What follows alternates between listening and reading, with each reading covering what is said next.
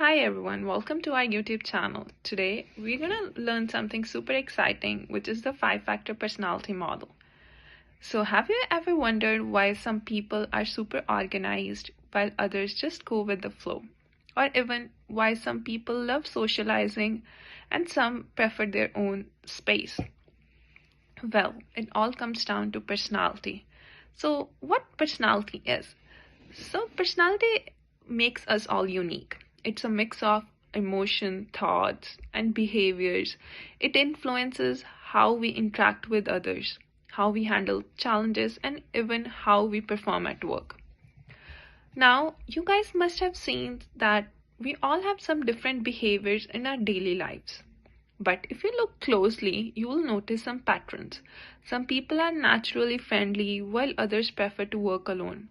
These patterns are called personality traits and they shape the way we experience this world. So the psychologists Robert McRae and Paul Costa developed the 5-factor model, also known as the Big Five personality model. They divided personality basically into 5 traits. So first is openness to experience, second is consciousness, third is extraversion, and number 4 is agreeableness, and number 5 is neuroticism. You guys can remember it as ocean or canoe. But here's the real question. How do these traits impact real workplaces? To find out this, we interviewed the manager of the Daily Bread Cafe to understand how the 5 personality model plays a role in management, customer service, and workplace efficiency. The Daily Bread Cafe is a business currently operating in St. John's College. Our group interviewed the manager to gain insight into how the 5-factor model is used practically in an organizational sense. The manager, Ian Park, stated that he doesn't often scrutinize individual traits and instead hires most people that come in, as all traits in the model have value in the workplace. With different traits fitting different customers, it doesn't matter what level of extroversion, creativity, or openness to experience the employee has. Lots of management is done by letting the employees work things out amongst themselves and pairing employees who get along well together. When conflicts arise amongst coworkers, unless a basic line of respect is crossed, management allows the employees to deal with it themselves.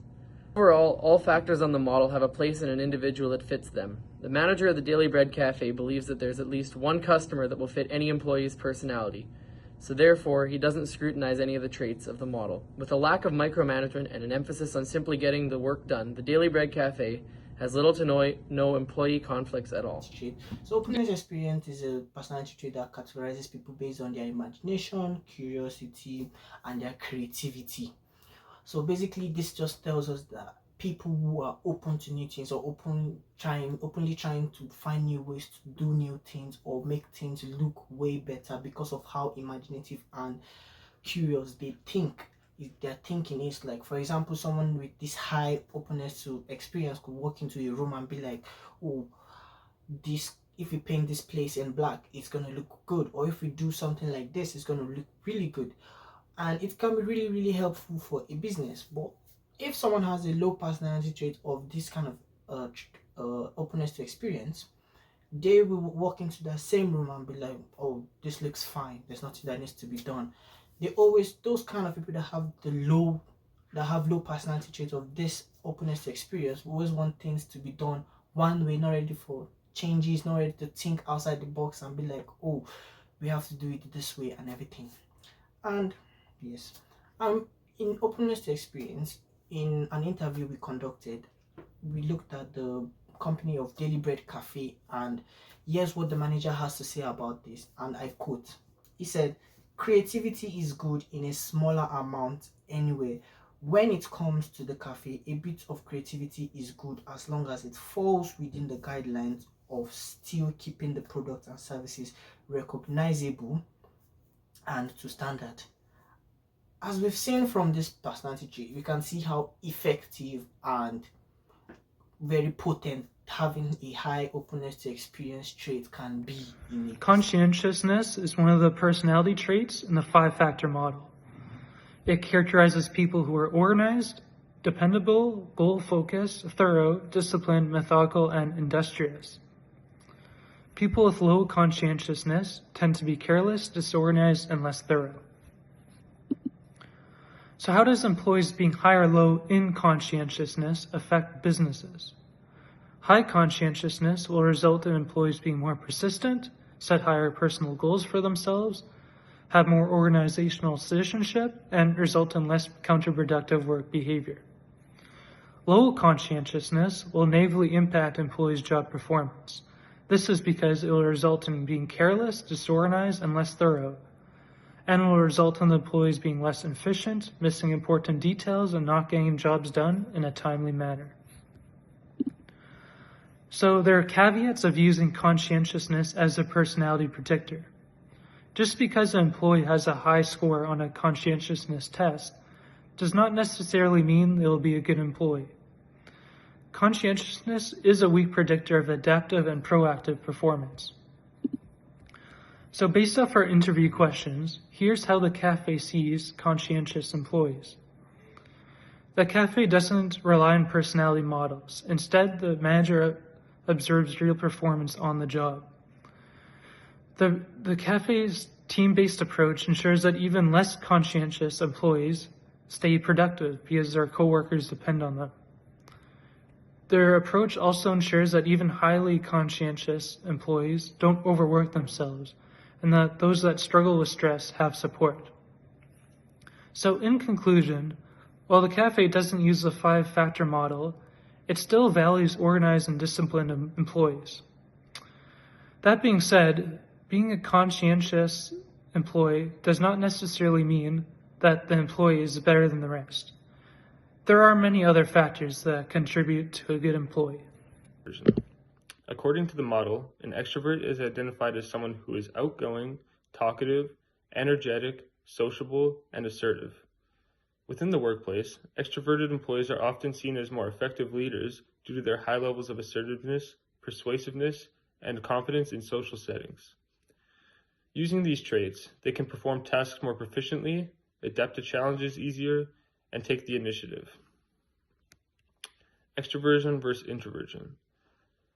Extroverts are more outgoing, energetic, and talkative compared to introverts. They get their energy from the people around them and the things around them. Extroverted employees enjoy working more with others and tend to be more vocal when it comes to voicing their opinions.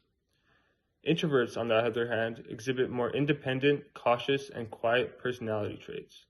They get their energy from personal reflection on concepts and ideas. In the workplace, introverts typically prefer being on their own or working in one-on-one situations. They prefer written communication over verbal discussions. Caveats of extroversion. Being an extrovert doesn't automatically make you a good employee. Highly extroverted employees struggle more in quiet and isolated work environments. Excessive socializing in the workplace can lead to distracting themselves and others from their tasks. Extroverts also struggle to sit still and stay focused for long periods of time. In the interview with the Daily Bread Cafe, the manager gave us his thoughts on extroversion in the workplace.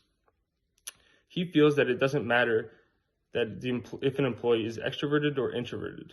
Both personality traits can perform well in customer service roles like the cafe.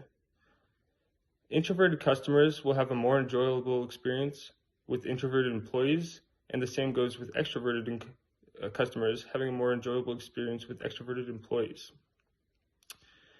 Extroverts perform very well in the cafe since they are naturally friendly and they make good cashiers. There are customers that will prefer introverts and extroverts. It depends on the person. Hi, today I'll be discussing 2 of the big 5 personality traits, one of them agreeableness and the other neuroticism. Agreeableness can be defined as a person's cooperativeness, kindness, willingness to get along with others, and empathy. This personality trait was discovered by Paul Costa and Robert McCree. There are several caveats to agreeableness which include lower assertiveness. This can be defined where people or employees may struggle to stand up for themselves or negotiate effectively. These people tend to score high on agreeableness, and this can affect leadership and career growth.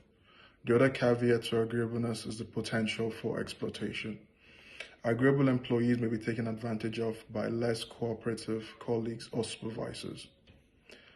Also, speaking to the manager at the Daily Bread Cafe, we asked him a question on the personality trait of agreeableness. He gave us an answer which he stated that people who are inherently cooperative, sympathetic, and conflict averse contribute to the upkeep of a peaceful workplace, since employees are encouraged to resolve conflicts among themselves. And this also tries to show the emotional intelligence with working with other people, because when you're agreeable, you should be able to work with others and also have boundaries on what to accept and what not to accept.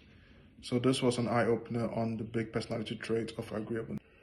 Neuroticism is defined as an individual's tendency to experience negative emotions such as anxiety, moodiness, and emotional instability. This personality trait was discovered by Paul Costa and Robert McCree. They stated that individuals high in neuroticism are more prone to stress, worry, and frustrations. There are several caveats linked with neuroticism, which include increased stress and burnout. Highly neurotic employees may struggle with workplace pressure, leading to higher levels of stress and burnout. Another caveat is the reduced team harmony, which is the emotional instability which can create conflict or tensions between coworkers and teams. Also, speaking with the manager at the Daily Bread Cafe, we asked him his thoughts on neuroticism. He explained that every employee or potential employee has a different level or threshold for neuroticism or stress management. He said that he likes to employ or prefers to employ people with emotional intelligence. This helps to also manage stress levels at work.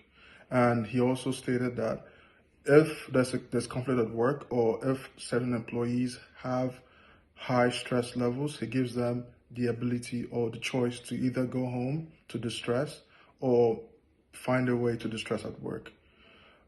This helps to create a safe and also contribute to a harmonious workspace.